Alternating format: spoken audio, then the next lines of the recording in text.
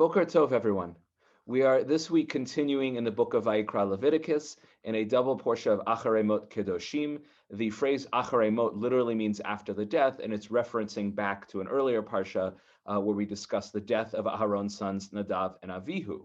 And I actually heard a beautiful thought from a rabbi the other day. It was actually an online levaya, an online funeral. And even though the choice of words for naming a parsha are relatively arbitrary, it's like the first unique word in a parasha. So to say that the parsha is Acharei Mot and have deep significance doesn't really have any significance. But if you read this double parsha as a sentence, it's Acharei Mot, and then you could do a comma, Kedoshim. After death, there is sanctification and holiness. And this idea that after the death of Nadav and Avihu, we can actually learn something. We can give, we can't explain it. Their deaths were painful and a tragedy, but we can give meaning to them. So it's a beautiful notion found in a very somewhat arbitrary place. But the second parasha, Kedoshim, which we'll focus on today, even though it's it's almost exactly in the center of the Torah. I don't know if it's in terms of letters, sentences, or parshiot, but it's very close to the center of the Torah. And it starts with this powerful line of Hashem speaking to the people of Israel and saying, Kedoshim to you, you should be holy, ki kadosh ani, because I, God, am holy. And again, the word kadosh, several translations, special, unique, dedicated to a singular task. But at the end of the day, people think of Vayikra, it's so hard to find meaning here because it has, so many ritual things and symbolic things. But the Parsha of Kedoshim includes some of these single most important mitzvot for society and relationships in the whole of the Torah. Love your neighbor as yourself. Do not bear a grudge against people. When your friend is doing something wrong, you have a responsibility to point that out, tochacha, rebuke. And we are going to look at really a single phrase in one of those mitzvot that the golden rule is based on, really this verse. And we're going to unpack it because the verse itself doesn't explain what it means, and it's quite powerful in what it's saying. And there are really three ways the rabbis understand it. And sometimes I have a verse and I'll say, here's the rabbinic ones, here's the contemporaries, the archaeological ones. We really don't know. There's really just three explanations that I was able to find that I'm familiar with. And all three of them are equally valid. And what I think is important is each of them has something to teach us. Regardless of what the original understanding of it was, each one has something powerful to inspire in us. So I will take the first verse to start us off, and then Isabel, I'll unmute you for the first version from the Talmud. So the verse, I'll read it in the Hebrew and then the English, because there's something powerful within the Hebrew itself. So lo tisna et achicha bilvavecha. You should not hate your brother, achicha, and it would mean men and women as well, sister, etc. Bilvavecha, in your heart. So it's not, there is in the Torah the positive, love your neighbor as yourself. This is the counter to it. And the rabbis discuss, why do we need both things? What's captured here that's not captured in love your neighbor? So that's not our focus today. But it says, don't hate your neighbor in your heart. Hocheach tochiach et amitecha. And you should give, and this word tochecha it translates to rebuke, but basically tell somebody they're doing the wrong thing. Not tell them off, but try and help them do the right thing. You shouldn't be doing that. I know it's like a know-it-all and a tattletale or something like that, but here it's very positive. Recognize, you continue with the actions and the path that you are on, it is going to harm you and harm others. Amitecha, and do it for not just your brother or your neighbor, just everybody, anyone who lives around you, your nation. And then it concludes, Velo tisa alav chet. And don't carry, like bear, like you're carrying something, alav chet, on him, or don't bring on him, literally, a chet. Now the word chet usually translates to sin, and that's the translation that makes the most sense. But chet also means if I take a bow and arrow and I fire it and I miss the target, I would say, oh, chatati, I missed it. So the sin of chet, when it says sin, it means there's a goal in life to do a certain action, to be kind to people, to eat kosher food, or at least for Jews, etc. And when I don't do that, I'm unkind. I wear forbidden clothes, I eat forbidden foods, I'm off the path. So it's that kind of chet. And if we look over at the English, it says, reprove your kinsman, tell them they're doing something wrong, but incur no guilt because of him. So one way to, the Hebrew is either don't bring a sin on him or don't bring a sin. I think it's more literally, lo tisad, you shall not carry a sin because of him. So what does that mean? Don't hate your friend, tell him he's doing the wrong thing, and don't bring a sin upon yourself because of him. So before we get into the three ideas, I'd love to hear, before Isabel, I'll unmute you, but before Isabel reads the next source, can anyone think about how the idea of not hating your friend and actively telling them when they're off the path, how not doing that correctly could lead to you sinning yourself when they're the one who are sinning? Any thoughts on how I could end up sinning by messing this up? And if you have an idea circling in your head, ruminating or marinating, it'll be interesting to see if it's similar to the three ideas proposed here. So the first idea that we get here from the Talmud is about communal and personal responsibility. So Isabel, if you would take this source from the Talmud Bavli and Shabbat, it was related that Rav and Rav Chanina, please. It was related that Rav and Rabbi Hanina and Rabbi Yochanan and Rav Chanina taught the statement cited below. The Gemara comments, throughout the order of Moed, wherever this pair of sages is mentioned, exchange Rabbi Yochanan and insert Rabbi Yonatan in its place. In any event, they say, anyone who had the capability to effectively protest the sinful conduct of the members of his household and did not protest, he himself is apprehended for the sins of the members of the household and punished. If he is in a position to protest the sinful conduct of the people of his town and he fails to do so, he is apprehended for the sins of the people of his town. If he is in a position to protest the sinful conduct of the whole world and he fails to do so, he is apprehended for the sins of the whole world. Thank you, Isabel. So we actually saw this text when we did the class on protesting, which is still a powerful and necessary tool. We've seen it be relatively effective recently, but it's one that we should continue with. But it's this basic idea, actually somewhat similar to the mitzvah of do not stand idly by the blood of your neighbor, which is there's no such thing as an innocent bystander. If I see somebody sinning, doing something bad, and I can stop them, and that's key. You see here in the non-bolded language, they added that word effectively. And that's because of the rabbinic understanding that if I tell someone, don't eat that thing, and they won't listen to me, in fact, they'll hate me and resent me for it, then I should, close my mouth. But if my protestations, if my trying to teach somebody to do the right thing will change their behavior for the better, and I don't, then I become responsible for their sin as well, because they may not know better. They may need an outside voice. So to just sit back and say, hey, as long as I'm not part of the problem, then it's not, I don't need to be a solution. And the rabbinic and Jewish version of that or understanding of that is no. If I allow this world to burn, if it's Earth Day today, if I allow people to continue to do bad things and I could step in and I don't, then I am just as culpable for it.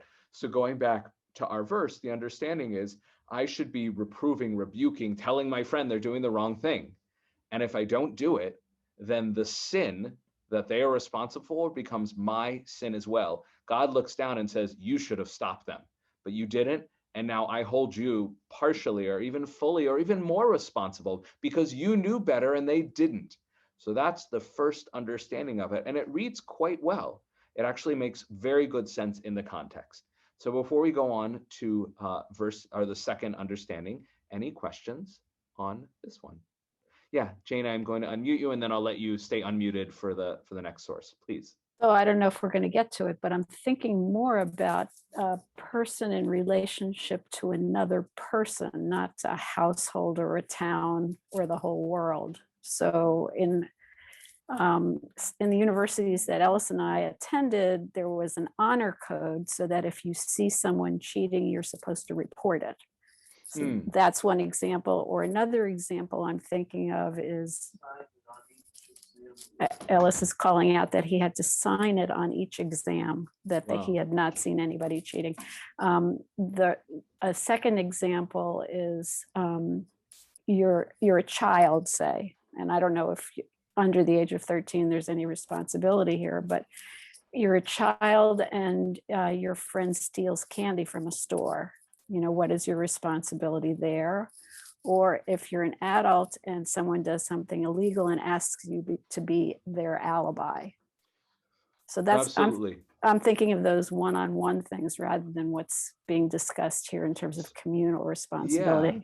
So based obviously on this Talmud, this teaching, it talks about Beito, your house, etc., like that. However, the mitzvah itself, which is the more fundamental source, lo tisna achicha bilvavecha chocheach tochiach et amitecha, is definitely talking about just everybody, whether it's a student, whether it's someone in a store. Now, again, the rabbis write a great deal on how to do this mitzvah because, again, and you'll actually see this come out in the next understandings, is it's not just go up to somebody and, if I went up to every Jew, or they do, I've seen this in Israel, it's horrible. In some of these communities where people are driving their cars and the little boys who have learned this mitzvah, but they haven't learned any context or any human, how to treat other humans, they throw rocks at the cars and scream, it's Shabbos.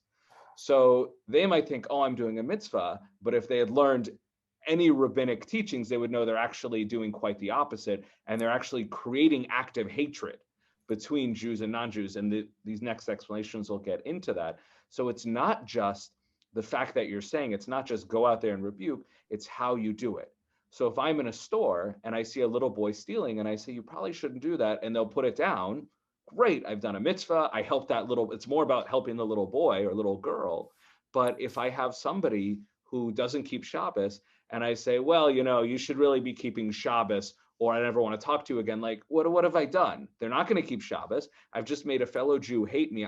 It served absolutely no purpose whatsoever. And unfortunately, as I pointed out, there are plenty of, and it's not just in Judaism, there are plenty of people that think they know better, and they think it's their responsibility to tell the world how to act, and it often backfires.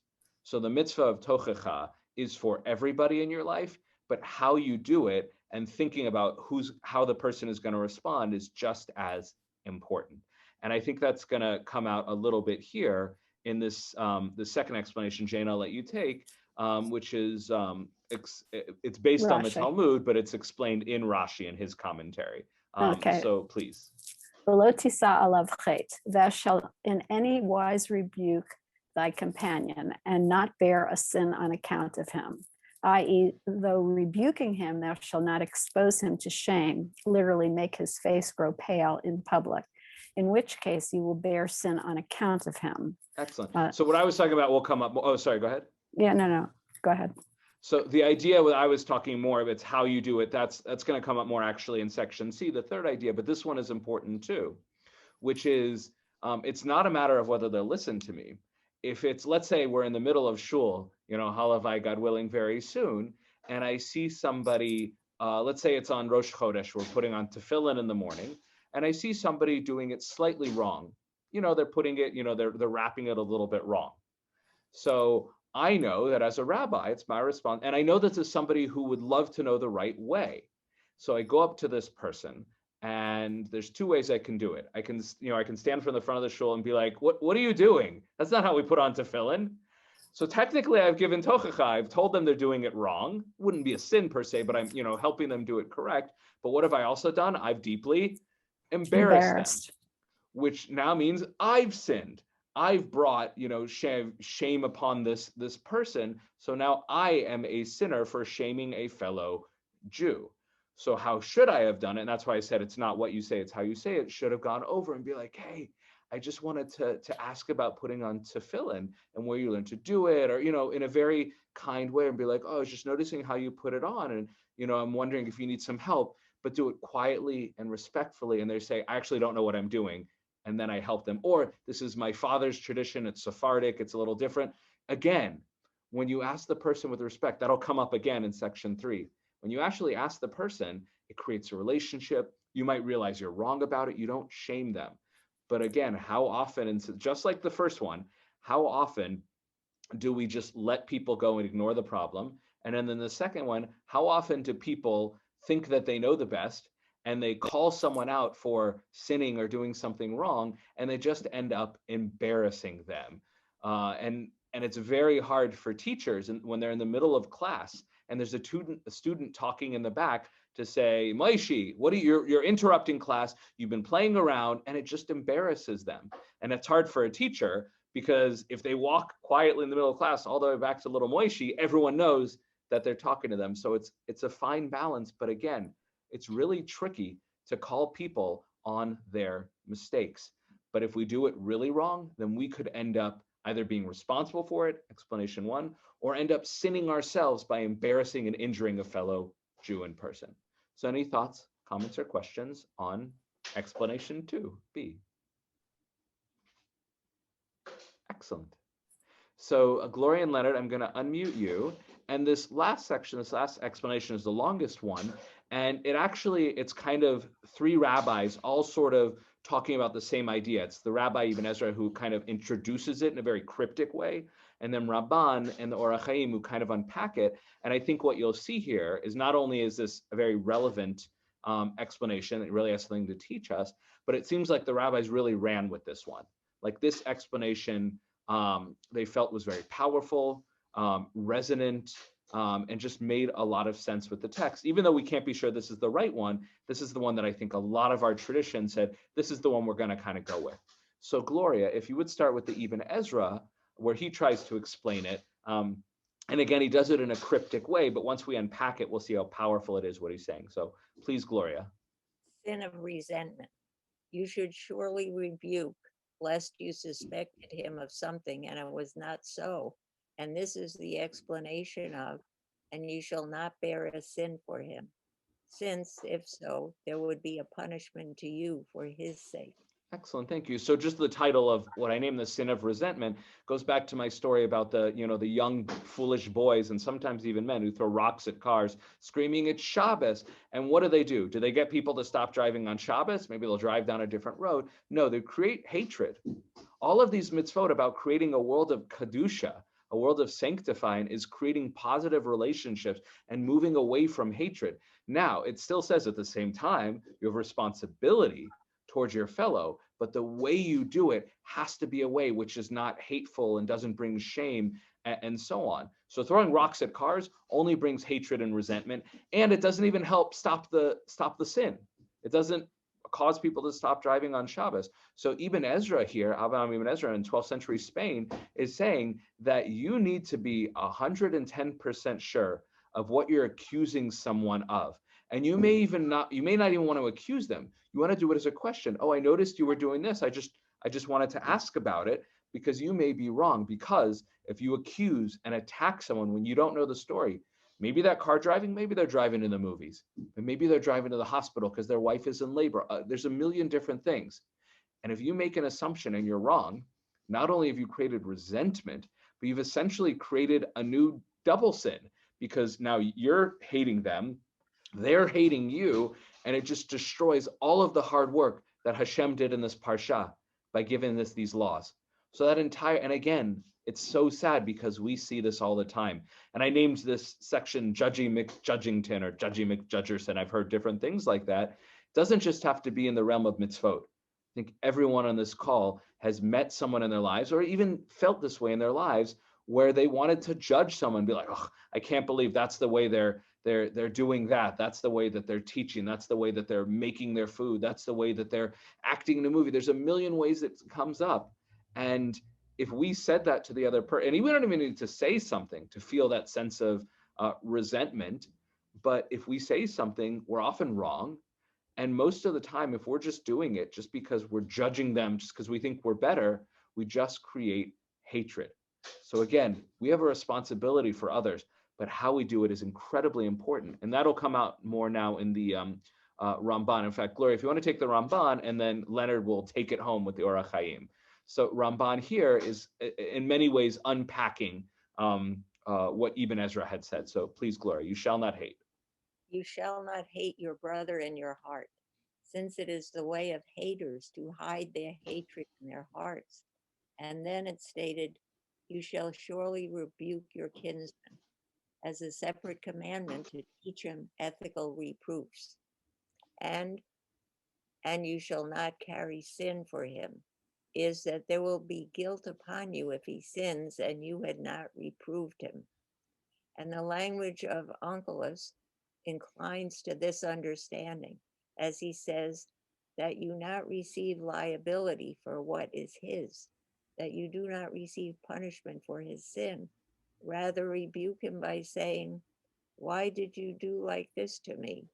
Hence the meaning of, and you shall not carry sin for him, is to cover up your hatred for him in your heart and not to tell him.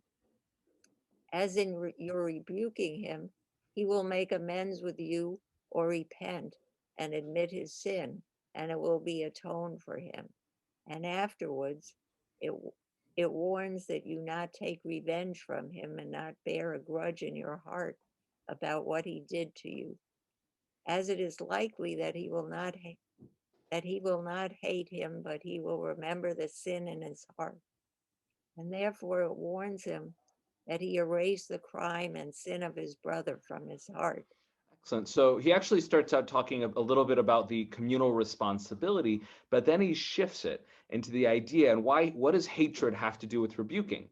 And it talks about what orientation, what do we bring with us? What do we carry in our hearts when we go to someone? And that's what I was saying. If we go to someone from a sense of superiority, of being, again, judgy McJudgington, and saying, I'm telling you off because I'm better than you and I'm mad at you for sinning. And again, this is really a big problem. And if we're talking in the Jewish world, it's very often the Orthodox world on everyone else, really the very, very ultra-Orthodox world, which is not a real term, but the ultra-Orthodox world on everybody else, not universally, but it's often from there.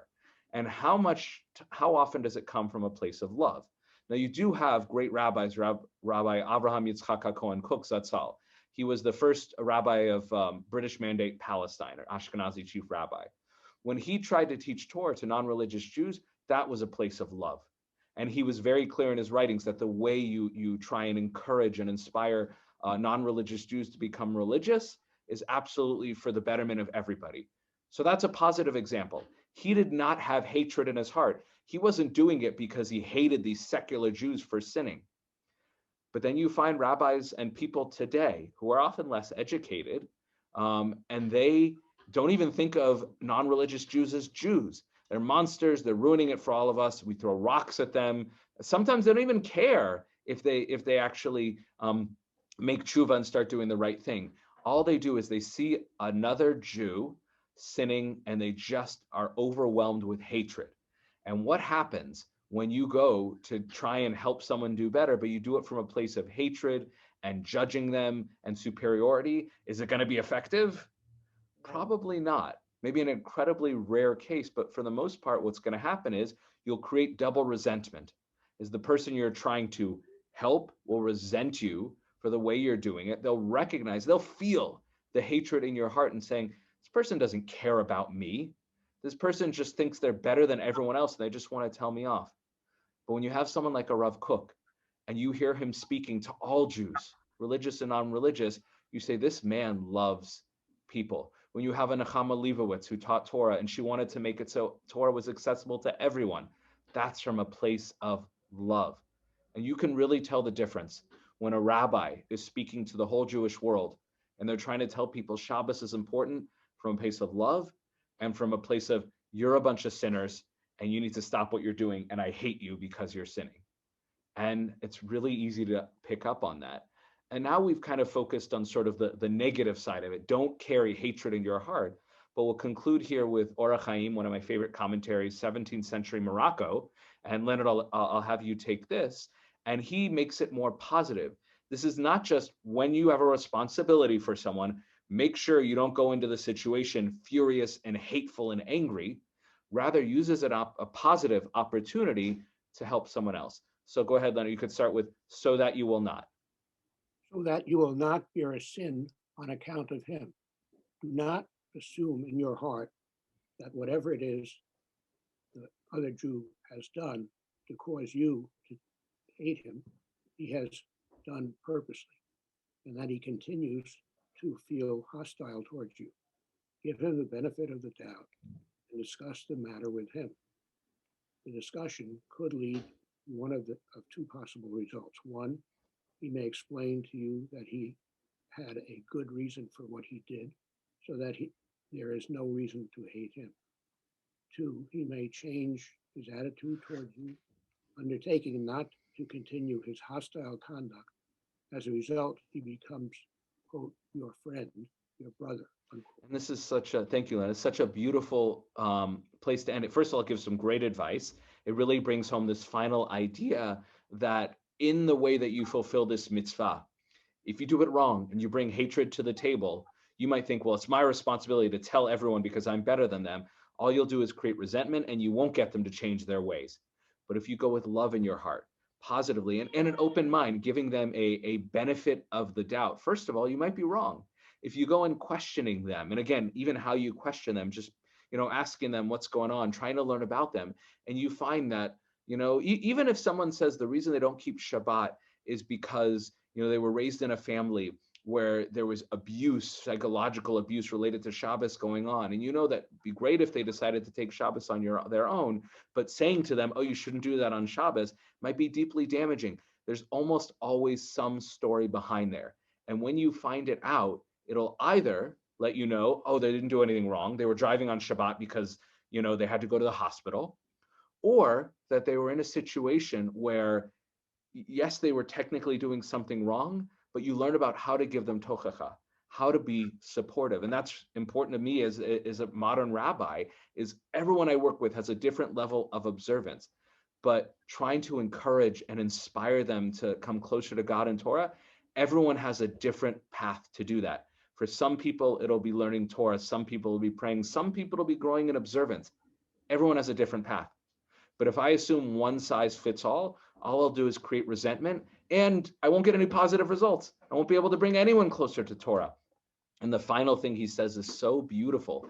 At the end of the day, if you do this mitzvah right, it's not that you'll just prevent being sinful yourself and causing Jews to hate each other. You'll actually create a stronger, loving relationship between two people. And at the end of the day, that's really what it's all about. All of these mitzvot are trying to capture different sides of the same central idea that I'll actually discuss in my Dvar Torah that will come out tomorrow morning, which is that it's trying to create loving, positive relationships between us, between God, between our community. And while there are certain mitzvot that say, stay away from this because you'll create hatred, at the end of the day, it's all trying to get us to a positive place of love and personal concern and care.